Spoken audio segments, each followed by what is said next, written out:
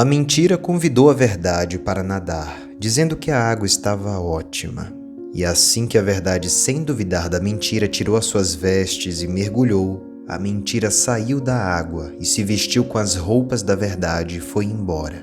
A verdade, por sua vez, se recusou a se vestir com as vestes da mentira e, por não ter do que se envergonhar, saiu nua a caminhar pela rua. E aos olhos das outras pessoas, era muito mais fácil aceitar a mentira vestida de verdade do que a verdade nua e crua. A verdade é o alicerce de cada grande personagem do mundo cotidiano, ao estar convivendo em harmonia com seus ideais e princípios mais profundos. A verdade é a bússola da alma, a guardiã da sua consciência, a revelação do ideal e a inspiração para tê-lo como um impulso constante do dia a dia. Por outro lado, a mentira é um dos vícios mais antigos do mundo, tendo estreado em nossas vidas na famosa conversa protagonizada por Adão e Eva. A verdade pode estar sozinha e por isso ela não precisa de acompanhante. Já as mentiras são tão covardes que elas precisam se deslocar de um lado para o outro, com um monte de homens bêbados que se apoiam entre si. A mentira é parceira e cúmplice de todos os outros vícios e pecados humanos, gerando degeneração moral na vida da pessoa mentirosa. A mentira nos faz sofrer, nos faz apodrecer e nos destrói. Os mentirosos são todos filhos do pai da mentira.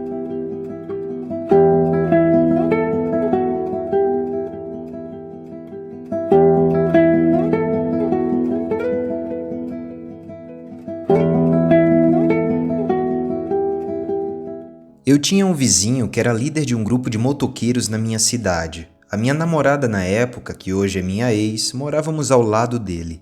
A mulher desse vizinho tinha marcas de cortes características do transtorno de personalidade borderline. Eu me lembro até que ela tentou se matar na época que morávamos lá. Diego, meu vizinho, era grande e forte, com a barba meio grisalha, e ele era um eletricista amador muito talentoso. Ele também tinha algum talento artístico e estava se sustentando fazendo bicos e pequenos trabalhos pela vizinhança. Ele me disse que estava tentando ficar sóbrio, parar de beber, depois de ter saído da cadeia, mas ainda assim, a cada mais ou menos um mês, ele aparecia bêbado por lá. E ele era daqueles homens com a capacidade milagrosa para o álcool. Ele conseguiria beber umas 50 ou 60 cervejas em um final de semana e permanecer em pé o dia inteiro. De vez em quando, o Diego bebia cada centavo que ele economizava e depois ele aparecia bem na frente da nossa porta. A gente ouvia a batida na porta durante a noite e Diego estava lá, cambaleando em pé e milagrosamente consciente. Cara, ele aparecia lá com uma torradeira, um micro-ondas ou uma panela nas mãos e ele queria me vender essas coisas para que ele pudesse continuar bebendo. E eu até comprei algumas coisas fingindo que estava sendo caridoso, mas sabe como é? A minha ex me convenceu de que eu não poderia fazer mais isso. Até porque isso deixava ela nervosa e tensa, né? E era muito ruim para Diego continuar bebendo com meu dinheiro. Por mais razoável e até necessário que fosse o pedido da minha ex, eu ainda me colocava em uma posição complicada. Sabe bem como é, né? O que você diria a um ex-líder de gangue gravemente intoxicado e propenso a violências com erros de português, enquanto ele tenta te vender um micro-ondas em sua porta às 2 da manhã? A resposta que eu tinha que dar a ele era a verdade. Mas é melhor você saber qual é a verdade. Diego bateu lá na porta de novo, logo depois que eu e minha ex conversamos. Ele olhou para mim de uma maneira direta, cética e com os olhos apertados, características de um homem forte e bêbado que tem muitos problemas na vida. E isso até parece significar: prove a sua inocência, compre isso e tudo sai numa boa, cara.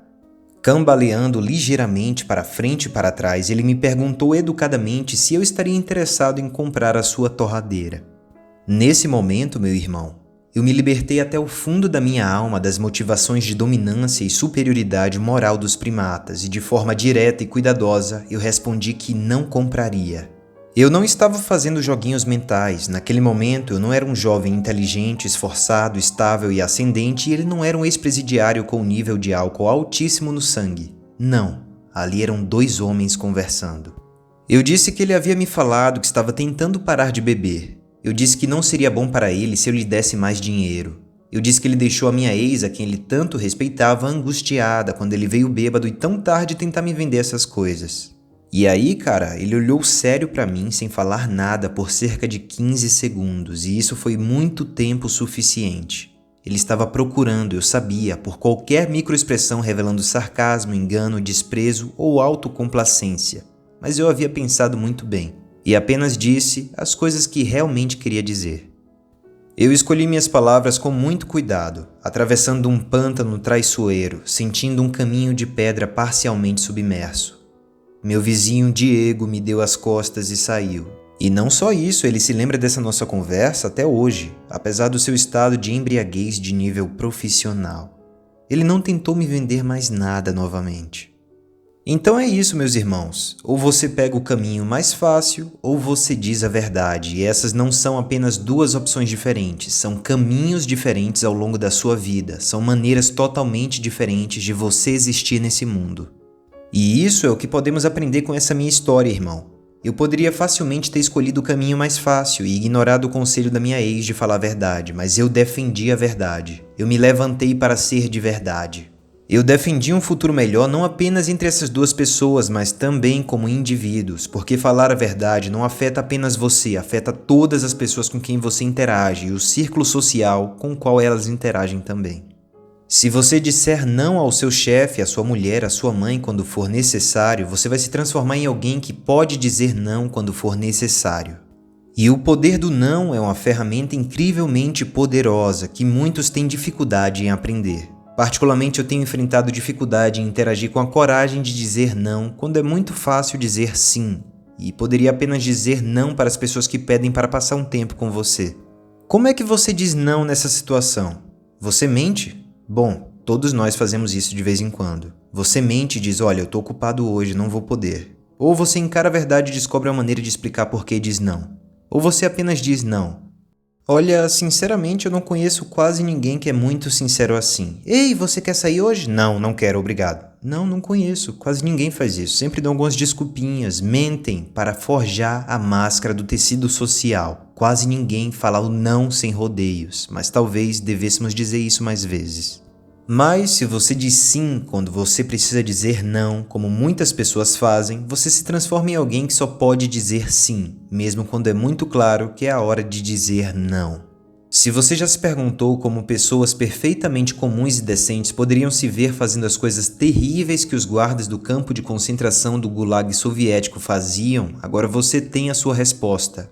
No momento em que o não precisava ser dito a sério, não havia mais ninguém capaz de dizê-lo.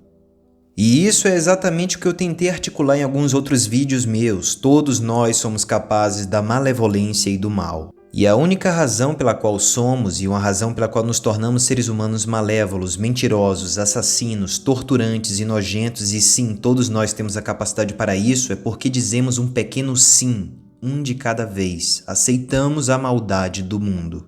E lembre-se sempre, são os pequenos sims que se transformam nos grandes sims. E agora, do nada, você está ligando a câmara de gás e assassinando centenas, milhares e participando não apenas de um pecado de omissão, mas de um pecado de comissão, de ambos. Porque o pecado de comissão é praticar o ato, mas o pecado da omissão é não saber dizer não. Você está dizendo sim para a maldade. E cada pessoa é capaz disso, e as pessoas vêm por esse caminho que se torna bastante traiçoeiro quanto mais você voluntariamente diz sim, quando você deveria dizer não. Só me tira uma dúvida, isso é realmente você? Realmente você é isso que diz ser? Você pode usar as palavras para manipular o mundo para entregar o que você deseja, e isso é o que significa agir politicamente. É o discurso que as pessoas usam quando tentam influenciar e manipular outras pessoas. É o que os universitários fazem quando escrevem uma redação apenas para agradar o professor, ao invés de articular e esclarecer as suas próprias ideias. É o que todo mundo faz quando quer algo e decide se falsificar para agradar e bajular. Conduzir a vida dessa forma é ser possuído por algum desejo mal informado, e então elaborar a fala e a ação de uma maneira que pareça provável racionalmente produzir esse fim. Normalmente, os fins calculados podem incluir impor minhas crenças ideológicas, provar que eu estou certo ou que eu estava certo, parecer competente, evitar responsabilidade, ser promovido, obter os benefícios do trabalho, minimizar o conflito imediato, etc. e etc. E todos esses são exemplos da teoria do psicólogo austríaco Alfred Adler, chamada de mentiras da vida. Alguém que vive uma vida de mentira está tentando manipular a realidade com percepção, pensamento e ação, de modo que apenas algum resultado estreitamente desejado e predefinido seja permitido existir. Há também outro problema fundamental com as mentiras da vida, principalmente quando se baseia na evitação. Um pecado de comissão ocorre quando você faz algo que você sabe que é errado. O pecado da omissão ocorre quando você permite que algo de ruim aconteça, quando você pode fazer algo para impedir. O primeiro é considerado classicamente como mais sério do que o último, do que a evitação, mas eu não teria tanta certeza. Considere a pessoa que insiste que tudo está certo em sua vida. Ela evita conflitos, sorri e faz o que lhe é pedido. Ela encontra um nicho e se esconde nele. Ela não questiona a autoridade, nem expõe as suas próprias ideias, e pior, ela não reclama quando é maltratada. Ela luta pela invisibilidade, como se fosse um peixe no centro de um cardume, mas uma inquietação secreta corrói o seu coração, até porque ela ainda está sofrendo, até porque a vida é sofrimento. Esse tipo de pessoa está solitária, isolada e insatisfeita, mas a sua obediência e sua auto-obliteração eliminam todo o sentido da sua vida. Ela se tornou apenas uma escrava, uma ferramenta para os outros explorarem. Ela não consegue o que quer nem o que precisa, porque fazer isso significaria falar o que pensa, então não há nada de valor em sua existência para contrabalançar os problemas de uma vida, e isso a deixa doente e sofrendo. Um pecado cometido é uma versão de uma mentira, ou uma versão de não falar a verdade. É esconder no armário o monstro que precisa ser mencionado. É não enfrentar a dura realidade da vida. É não ser bravo e corajoso diante das dificuldades, diante do seu tormento e das suas adversidades. Não se trata apenas de falar a verdade, não mentir para os outros. É sobre encarar a si mesmo e ver o reflexo que aparece de volta no seu espelho. É encarar o rosto da medusa, sem você se tornar pedra. Você pode falar a verdade para si mesmo e enfrentar o seu maior monstro, que é você mesmo. Se você se trai, se você diz coisas falsas, se você finge uma mentira, você enfraquece o seu caráter. E se você tem um caráter fraco, então as adversidades da vida vão te derrubar quando elas aparecerem, e com certeza elas vão aparecer. Você vai tentar se esconder, mas não vai haver lugar nenhum para se esconder de você mesmo. E você vai se ver fazendo coisas terríveis, e essa é a realidade do mundo. Mas aceitar a verdade significa sacrificar. E se você rejeitou a verdade por muito tempo, então você contraiu uma dívida de sacrifício perigosamente grande. Os incêndios na floresta queimam as madeiras mortas e devolvem os elementos ao solo. Às vezes, no entanto, o fogo é suprimido artificialmente, e isso não impede que a madeira morta se acumule. Mais cedo ou mais tarde, um novo incêndio vai começar, e quando isso acontecer, vai queimar tão quente que tudo será destruído, até mesmo o solo em que a floresta cresce. E é assim que funciona a sua alma. Você queima a sua alma com aquele fogo, rejeitando a verdade, e não sabendo quando e como dizer não. E isso é representado por duas frases e duas formas de pensar que as pessoas dizem e pensam. O primeiro tipo de pessoa diz: o que eu quero aconteceu? Não? Ok, então o meu objetivo ou os meus métodos estavam errados e eu ainda tenho algo a aprender. E essa, meu irmão, essa é a voz da autenticidade, é a voz da verdade. Esta é a voz que mira para cima, esta é a voz do bem, do ser. Mas então temos o segundo tipo de pessoa e eles farão a mesma pergunta. O que eu quero aconteceu? Não? Então o mundo é injusto, as pessoas ficam com invejas e são estúpidas demais para entender. Esse segundo tipo de pessoa sempre vai culpar alguma coisa ou alguma pessoa pelo seu fracasso pessoal, e essa é a voz da mentira, é a voz do mal, da malevolência, que mira para baixo, que mira para o inferno, para longe do seu ser. Esse segundo tipo de pessoa, os mentirosos, podem até ganhar alguma vantagem, mas definitivamente eles vão corromper as próprias estruturas da vida através da lama escura da mentira, e isso é um péssimo negócio. Pois do que adianta o homem ganhar o mundo inteiro e perder a sua alma? Um bom exemplo de como vemos a verdade e a mentira sendo representadas em nossa sociedade está na família, na paternidade, na relação mãe, pai e filho. E isso acontece quando a incapacidade de um filho de prosperar independentemente é explorada por um pai ou uma mãe decididos a proteger o seu filho de toda decepção e de toda dor. Nesse caso, o filho ou a filha nunca vão embora e, portanto, os pais nunca ficam sozinhos. É uma conspiração maligna forjada lentamente, à medida que a patologia se desdobra por milhares de piscadelas e acenos de compreensão. E esses, meus irmãos, são pecados de omissão e pecados de comissão. O pai faz o papel do tirano, condenado a apoiar o seu filho ou a sua filha e sugar sua simpatia nutritiva, assim como um vampiro suga um sangue. As pessoas se perguntam então, por que há tantas pessoas causando estragos em nossa sociedade? Por que há tantos covardes, tantos indivíduos desajeitados e fracos? Essas pessoas poderiam saber a resposta, mas elas se recusam a fazer isso. E isso é a verdade e a mentira sendo exemplificadas. A mentira é representada por meio dos pecados de omissão e comissão de um pai que não se levanta diante da coragem e do medo, e em vez disso cria um escudo ao redor do filho, de modo que agora o filho não está equipado adequadamente para a realidade do mundo, e vá por mim, a realidade do mundo é sofrimento. Então eles estão incrivelmente fraturados e eles passaram por muito sofrimento desnecessário e involuntário, e talvez não suficiente algum sofrimento voluntário. E é esse engano que torna as pessoas tão miseráveis além do que podem suportar. É o engano que enche as almas humanas de ressentimento e de vingança.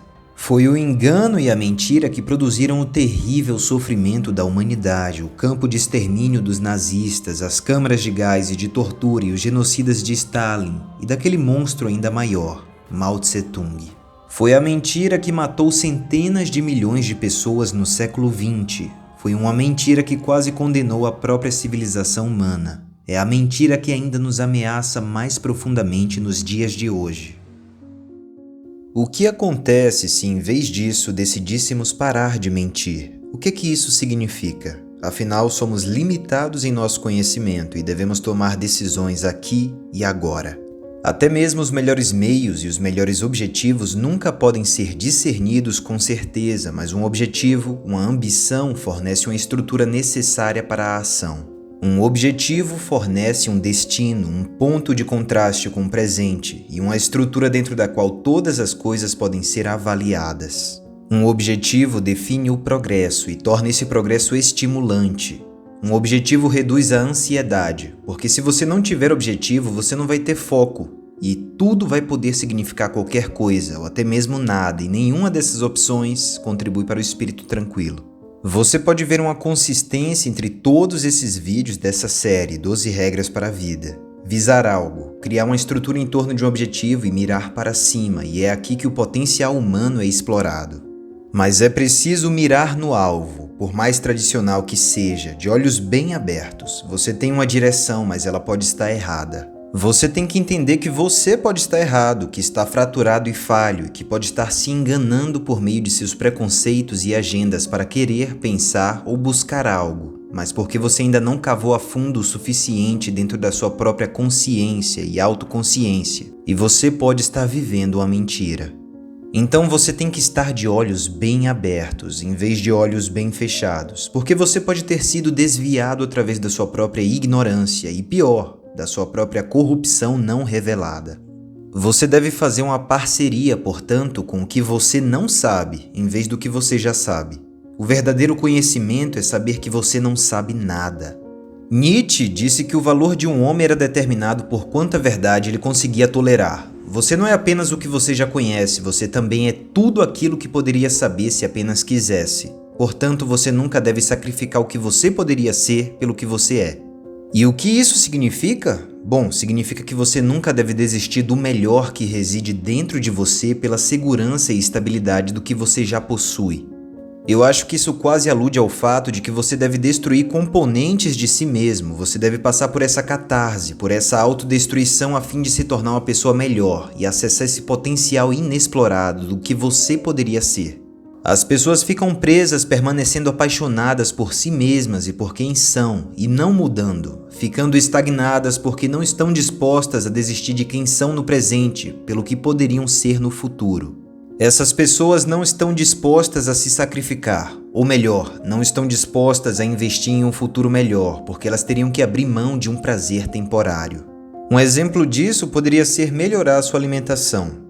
As pessoas investem no prazer temporário do açúcar, dos carboidratos refinados processados e dos alimentos venenosos em vez de trocar isso pelo oposto, por alimentos integrais e nutrição de qualidade não processada. Nesse caso, você permanece nessa mentira interior, você está permanecendo no engano, você está permanecendo no prazer temporário do que você é agora, em vez do que você poderia ser.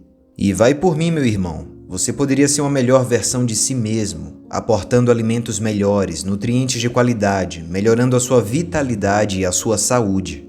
Cada pedaço de aprendizado é como se fosse uma pequena morte, uma catarse. Cada pedaço de informação nova desafia uma concepção interior e anterior, forçando você a se dissolver no caos antes que possa renascer como algo melhor. Às vezes, essas mortes virtualmente nos destroem, mas está tudo bem. É uma morte cíclica e é um renascimento que precisamos, e nesses casos talvez nunca nos recuperemos, mas se fizermos isso, se nos recuperarmos, mudamos tudo, mudamos muito. Há alguns anos atrás eu descobri que a garota que eu namorava estava tendo um caso com outro cara, e eu não vi isso chegando, e isso me mergulhou em uma depressão profunda, eu desci ao submundo.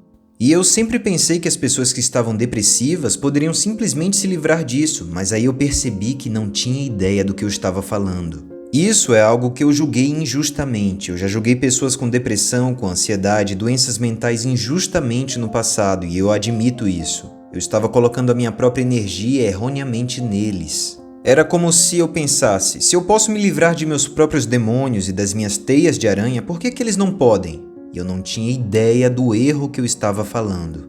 Os depressivos estão fazendo interface com algo que estava além da minha compreensão da experiência, mas quando você entende a depressão, ou pior, no meu caso, quando você passa por ela, um certo grau de empatia e compreensão são implantadas em você. A minha depressão foi um período difícil, mas com o tempo eu voltei das profundezas de várias maneiras como um novo homem, e talvez um homem mais sábio e melhor. Eu comecei a treinar em academias, eu me mudei para São Paulo e comecei uma nova vida.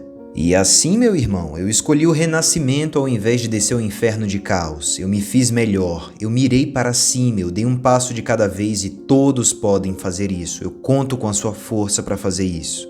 Portanto, defina as suas ambições, mesmo que você não tenha certeza de quais deveriam ser. Um conselho de amigo para vocês: as melhores ambições têm a ver com o desenvolvimento do seu caráter e habilidade, não com seus status ou seu poder. Até porque status você pode perder, poder você pode perder, mas o seu caráter, meu irmão, você carrega com você aonde quer que você vá, e ele permite que você prevaleça contra as adversidades. Adversidades essas que os outros colocam em você e adversidades que você mesmo coloca em si mesmo. O seu personagem está em você, é você. Você carrega isso em todos os lugares. Você sabe, mude isso, e essa é a prioridade. E aqui há outro cenário que muitos podem já ter passado. Eu conheço pessoas que já passaram, inclusive, indo para a universidade apenas por pressão dos seus pais ou dos seus maridos ou mulheres ou da sociedade. Mas eu te entendo, meu irmão. Buscar um diploma pode ser algo que não seja para você e algo que não te empolga, não é mesmo? Imagine que você vai para a faculdade de engenharia porque é isso que seus pais desejam, mas não é o que você deseja. Portanto, trabalhando com propósitos contrários aos seus próprios desejos, você se verá desmotivado e falhando. Você terá dificuldade para se concentrar e se disciplinar e você não vai funcionar. A sua alma vai rejeitar a tirania da sua vontade. Portanto, siga a sua verdadeira vontade, meu irmão, e não siga as vontades mentirosas do mundo, que tentam dominar você. Vamos conceituar assim: todos precisam de um objetivo específico concreto, uma ambição e um propósito para limitar o caos e dar um sentido inteligível à sua própria vida. Mas também os objetivos concretos podem e devem ser subordinados ao que pode ser considerado um meta-objetivo. E esta é uma forma de abordar o mundo, uma forma de formular metas para ele próprio. Esse meta-objetivo pode ser algo como viva na verdade ou não minta, e isso significa agir com inteligência para algum fim bem articulado, definido e temporário. Torne os seus critérios de fracasso e sucesso oportunos e claros, pelo menos para você. Enquanto faz isso, no entanto, permita que o mundo e o seu espírito se desenvolvam como quiserem, enquanto você age e articula a verdade, e esta é uma ambição pragmática e a mais corajosa das religiões. Por último, o que você vê de uma mentira quando ela surge é muito pouco do que ela realmente é. Uma mentira está conectada a tudo, e ela produz o mesmo efeito no mundo que uma única gota de esgoto produz até mesmo na maior garrafa de champanhe de cristal. A mentira é considerada algo vivo e em crescimento. Quando a mentira se torna grande o suficiente, todo mundo apodrece, mas se você olhar bem de perto, a maior das mentiras é composta de pequenas mentiras, e elas são compostas de mentiras ainda menores. E a menor das mentiras é onde a grande mentira começa. A primeira mentira é a maior mentira, porque começou a cascata de mentiras que se transformou neste ciclo de engano. E depois vem a arrogância e o seu sentimento de superioridade, que inevitavelmente acompanha a produção de mentiras bem-sucedidas, e esse é um dos maiores perigos. A arrogância do intelecto, quando se une com a mentira, vira algo como: todo mundo é enganado, então todo mundo é estúpido, exceto eu. Todo mundo é estúpido e enganado por mim, então eu posso fazer o que eu quiser. O próprio ser é suscetível à minha manipulação, portanto não merece respeito.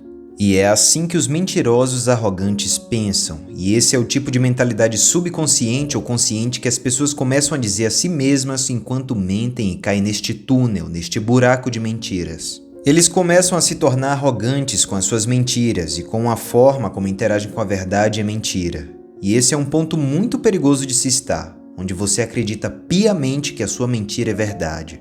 Mas aí, meu amigo, você se torna tão nihilista que a sua própria vida é suscetível à manipulação. Por que ele merece o respeito de eu dizer a verdade? Isso vai acontecer de qualquer maneira, por que eu deveria dizer a verdade? É o que pensa o mentiroso arrogante. Esta é uma estrada perigosa de se percorrer, e é aqui que os seres humanos mais sombrios são criados e as coisas desmoronam.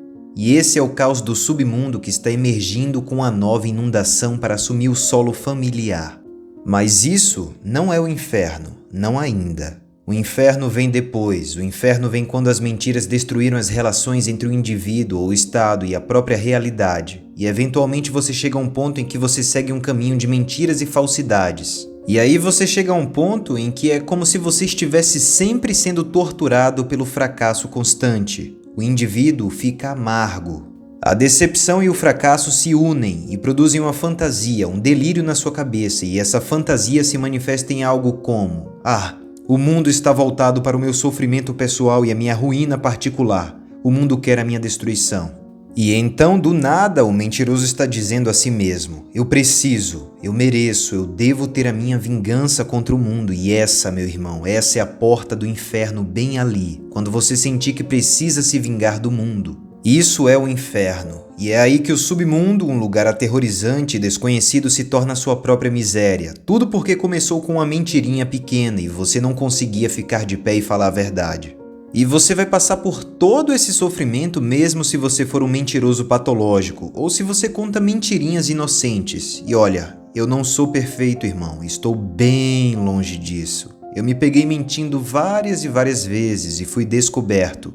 E ser descoberto é uma verdade muito desagradável de lidar. Mas, depois de você experimentar isso, depois de você ser pego no meio de uma mentira, não. Se você tem alguma decência dentro da sua alma, você se defende e diz: eu não posso deixar isso acontecer de novo. Eu tenho que viver a serviço da verdade. Eu tenho que fazer um trabalho melhor nisso. Eu não vou ser perfeito, mas eu vou fazer um trabalho melhor para eu dizer a verdade. Mas você também tem que ter cuidado, porque quando alguém ouve algo, não pode mais deixar de ter ouvido, e lembre-se sempre dessa frase. Para a grande mentira, primeiramente precisamos da pequena. Essa é, metaforicamente falando, a isca usada pelo pai das mentiras para fisgar suas presas. A capacidade humana para a imaginação nos torna capazes de sonhar e criar mundos alternativos, e essa é a fonte máxima de criatividade. Com essa capacidade singular, porém, vem seu equivalente, o outro lado da moeda. Nós podemos enganar nós mesmos e aos outros para que acreditem e ajam como se as coisas fossem diferentes do que sabemos que são. E por que não mentir? Por que não torcer e distorcer as coisas para obter um pequeno ganho ou suavizá-las, para manter a paz ou evitar sentimentos feridos? Bom, porque dessa forma acabaríamos no inferno de caos, e eu não desejo isso nem para o meu pior inimigo. A realidade tem o seu aspecto terrível. Nós precisamos realmente confrontar sua face de serpente a cada momento de nossa consciência desperta e a cada mudança em nossa vida, porque não virar o rosto pelo menos quando olhar é doloroso demais. O motivo é simples: as coisas desmoronam. O que deu certo ontem não vai necessariamente dar certo hoje. Herdamos dos nossos ancestrais o grande mecanismo do Estado e da cultura, mas eles estão mortos e não podem lidar com as mudanças de hoje. Mas os vivos podem. Podemos abrir nossos olhos e modificar o que for necessário no que temos e manter a máquina funcionando suavemente. Ou podemos fingir que está tudo certo, deixar de realizar os reparos necessários e depois amaldiçoar o destino quando nada for como esperávamos. As coisas desmoronam, e essa é uma das grandes descobertas da humanidade, e aceleramos a destruição natural das grandes coisas através da cegueira, da inação e da falsidade, e sem atenção a cultura se degenera e morre, e o mal prevalece. A mentira corrompe o mundo, e sendo assim as coisas estão desmoronando, assim como Osíris, cortado em pedaços, e essa é a estrutura da pessoa ou do estado que se desintegra sob a influência de uma força maligna. Esse é o caos do submundo surgindo, como se fosse um dilúvio, para dominar o território já conhecido. As coisas desmoronam, meu irmão. A vida se degenera. Tudo se transforma em frustração e decepção. A esperança atrai consistentemente. O indivíduo enganador desesperadamente sinaliza o sacrifício, como Caim, mas não consegue agradar a Deus. Assim, o drama de um mentiroso chega ao ato final. Torturado pelo fracasso constante, o indivíduo se torna amargo. A decepção e o fracasso se juntam e produzem as fantasias de vingança, e esse é o portal do inferno. É quando o submundo de caos, um lugar terrível e desconhecido, se transforma na própria miséria. No princípio do tempo, de acordo com a grande tradição ocidental, a palavra de Deus transformou o caos no ser, através do ato da fala, e isso é axiomático dentro dessa tradição, que tanto o homem quanto a mulher são feitos à imagem e semelhança de Deus. Ou seja, também temos a capacidade de transformar o caos no ser através da nossa fala e transformamos as muitas possibilidades do futuro nas realidades do passado e do presente. Dizer a verdade é levar uma realidade muito mais habitável ao ser. A verdade constrói edifícios que podem durar 1000 anos. A verdade alimenta e veste os pobres e gera nações ricas e seguras. A verdade reduz a terrível complexidade de um homem à simplicidade de sua palavra, para que se torne um parceiro e não um inimigo. A verdade faz com que o passado seja verdadeiramente o passado e faz o melhor uso das possibilidades futuras. A verdade é o recurso natural máximo e inesgotável. É a luz na escuridão. Enxergue a verdade. Diga a verdade. A verdade não virá disfarçada de opiniões compartilhadas pelos outros, assim como a verdade não é uma coleção de slogans nem uma ideologia. Em vez disso, ela será pessoal. A sua verdade é algo que só você pode dizer, pois é baseada nas circunstâncias únicas da sua vida. Compreenda a sua verdade pessoal. Diga a sua verdade cuidadosamente, de forma articulada, para si mesmo e para os outros, e isso vai garantir a sua segurança e tornar a sua vida mais abundante agora, enquanto você habita a estrutura das suas crenças atuais. Isso, meu irmão, garantirá a benevolência do futuro, divergente como puder ser das certezas e o horror do passado. A verdade floresce sempre renovada das profundas fontes do seu ser. Evitará que sua alma murche e morra enquanto passa pela inevitável tragédia da vida. Ela vai te ajudar a evitar o terrível desejo de buscar vingança por essa tragédia. E essa tragédia é parte do terrível pecado do ser, que todas as coisas devem suportar graciosamente apenas para que possa existir. Se a sua vida não é o que ela poderia ser, experimente dizer a verdade. Se você se prende demais a uma ideologia ou se remói no niilismo, experimente dizer a verdade. Se você se sente fraco e rejeitado, desesperado e confuso, experimente dizer a verdade. No paraíso, todos dizem a verdade, e é isso que o torna o paraíso. Diga a verdade, ou pelo menos não minta. Bom, se você chegou até aqui, comenta aqui embaixo, verdade ou consequência, para eu saber que você viu o vídeo até aqui. Se você gostou do vídeo, deixe o seu like, se você ainda não é inscrito no canal, se inscreve no canal e ativa o sininho de notificações para não perder nenhum conteúdo novo nosso. Então, até breve meu irmão e até breve minha irmã.